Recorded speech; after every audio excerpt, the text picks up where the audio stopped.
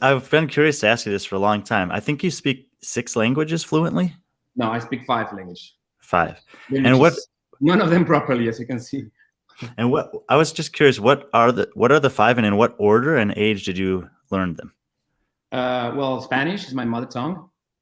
Then French. I studied French when I was in kindergarten, actually.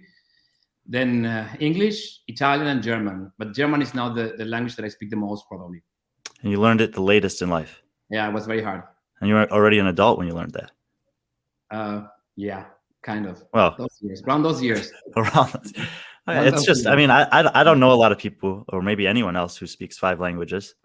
And it's always, it's very fascinating. Yeah, I mean, we moved a lot with my family. So when I was part of it, Belgium, it's here in Belgium. So my daughter speaks fluently 2 languages and a third one that she can also speak. And she actually corrects me my pronunciation in both German and French. And when I'm in good mood, I find it so sweet. But when I'm in bad mood, and she corrects me, I'm like, okay. I think that Sevan fell asleep. But, No. I'm fascinated by this. This is just bullshit. This is understating how fascinating it is that you speak 5 languages. Monolingual, a person who knows only one language. That's 40% of the world's population. Bilingual, a person using or able to speak 2 languages. That's 43% of the population. That leaves us 17% left. Trilingual, a person speaking 3 languages fluently. That's 13% of the population. So what does that leave us? That leaves us, we're now at 96%. That leaves us 4% left.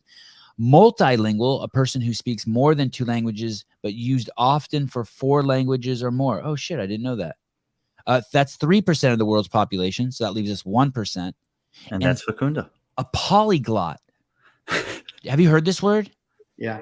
Okay. Polyglot, someone with a high degree of proficiency in several languages. That's less than 1% of the world's population speaks 5 languages. Well, less than 1%. Here it says it's less than 1% of 1% on another. I mean, it's got to be even less than that. I mean, I know I hang out with just some of the dumbest people on the planet. I know I'm in the United States and like we're English, but hey, your perception has to be so different. Are you aware of that because you speak multiple languages and naming is I mean, we've had so many guests on lately who are basically saying, like we had Jim Hensel on and one of the foundations is if you can't put words to it, you don't have the tools to use it in the world. And people don't realize how profound that is. Naming is the origin of all particular things. If you can get your head wrapped around that, it should explode. And so if you know 5 languages, you're a world-class magician. Well, that I know the language doesn't mean that I can use it proficiently in order to, apply cognitive sense to them.